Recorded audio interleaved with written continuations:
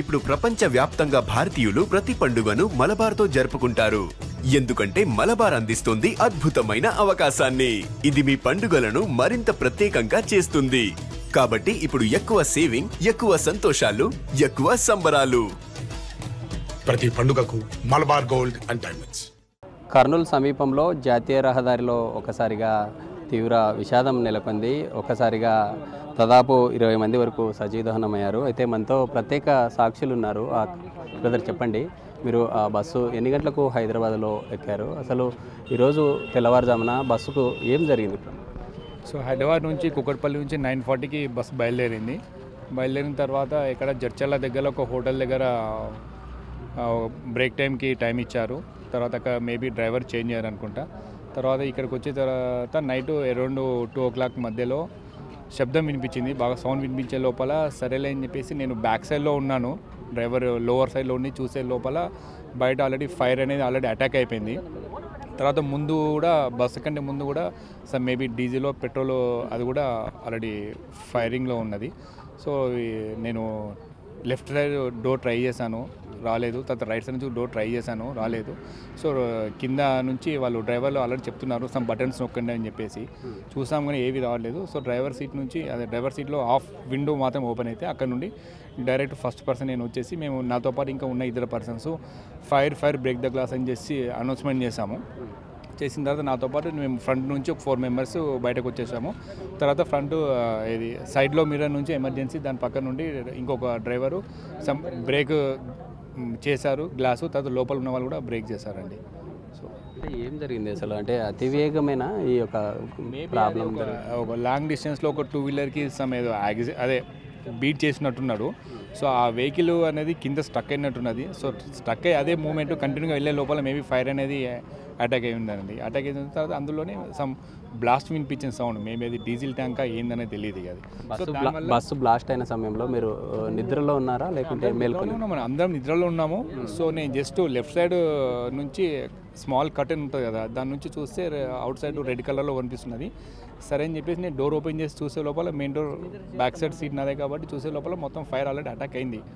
So try చేశాను, doors పగలగొట్టాను, రాలేదు. Just half door నుంచి వస్తే మాత్రం అది నుంచి ఎస్కేప్ అయ్యి మేము ఇంకా అరిచాము నాతో పాటు ఉన్న 4 members.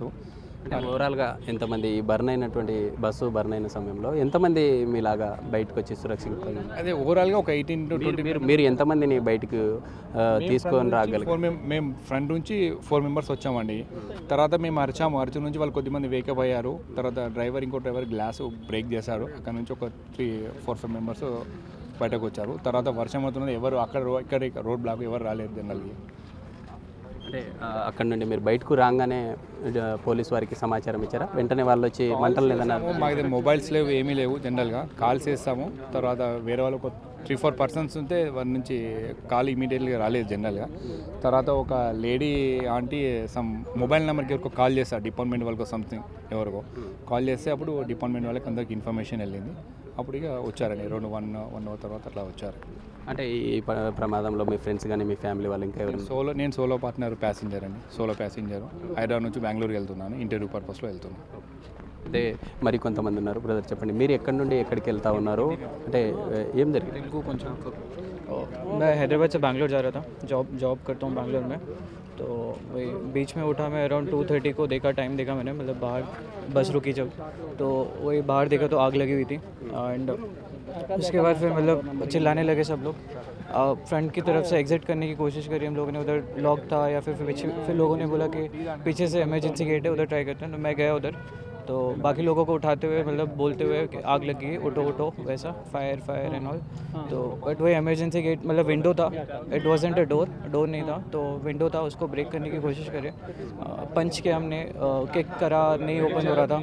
फिर शोल्डर पुश किया, फिर सर से भी मारा मैंने, फिर थोड़ा ओपन हुआ. फिर पुश करने के बाद निकल गया वो विंडो. तो विंडो से जंप करे हम लोगों ने, मैंने जंप किया पहले, फिर मेरे पीछे अराउंड 9-10 पीपल लोगों ने फिर जंप किया पीछे से, तो और फिर मतलब दूर जाके बस में फिर आग बढ़ रही थी, अंदर स्मोक आ रहा था।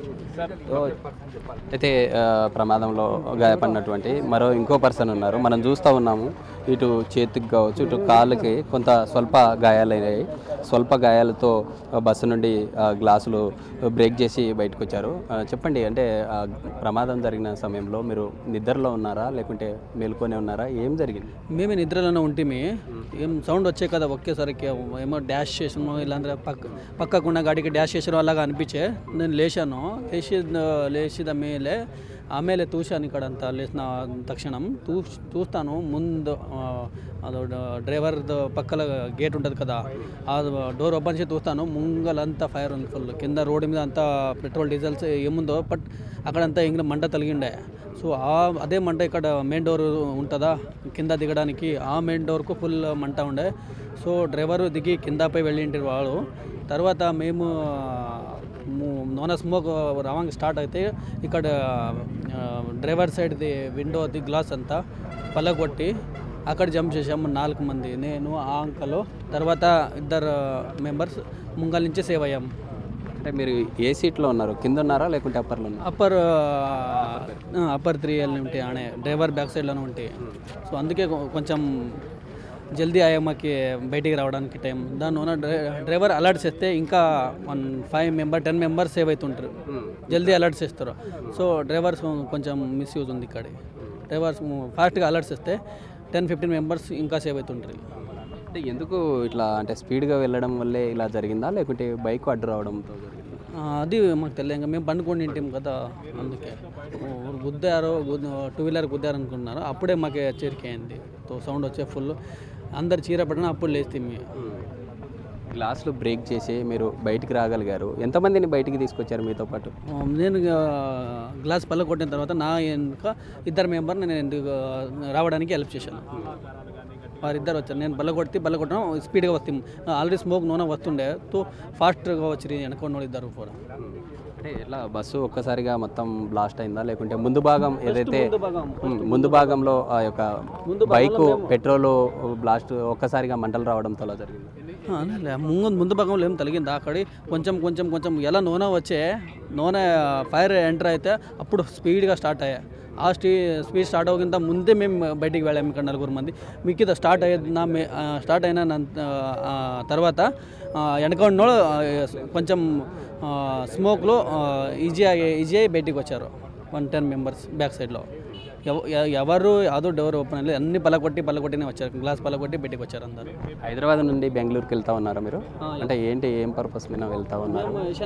చార్జెస్ ఎలా ఉన్నాయి? అంటే ఈ పండుగ సీజన్లో ఎక్కువ అమౌంట్ తీసుకొని ఈ యొక్క టైం కవరేజ్ కోసమే ఈ విధంగా వెళ్తూ ఉంటేనే ఇలా జరిగిందా? లేదు, అది అంతా మాకేం ఐడియా లేదు దాంట్లో. కానీ టికెట్ ప్రైస్ ఏముండే. ఇది మొత్తంగా ఈ జాతీయ రహదారి సమీపంలో చోటు చేసుకున్న ఈ ఘటన అందరినీ కలిచివేసింది. ఎందుకంటే ఒకేసారి దాదాపు 40 మంది ప్రయాణిస్తున్న బస్సులో 20 మంది వరకు కూడా ఇక్కడే బస్సులనే సజీవ దహనమైనటువంటి పరిస్థితి. ఈ ఘటన చాలా అందరినీ కలిచివేసింది. ఇప్పటికే అధికారులు ఘటన చోటు చేసుకున్న తర్వాత అందరూ ఈ ప్రాంతానికి చేరుకొని ఎవరు ఈ బస్సులో ప్రయాణిస్తూ ఉన్నారు అనే వివరాలను కూడా సేకరిస్తున్నటువంటి పరిస్థితి. బస్సులో ప్రయాణించే సమయంలో కొంత అలర్ట్ కావడం వల్లే ఇప్పటికే బాధితులు కొందరు బయటికి రాగలిగారు. వారితో పాటు మిగతా వారిని కూడా బయటికి తీసుకొని వచ్చామంటూ చెప్తున్న పరిస్థితి. గుడ్ ఈవినింగ్ రాజుతో శ్రీరామ్, బిగ్ టీవీ, కర్నూలు జిల్లా.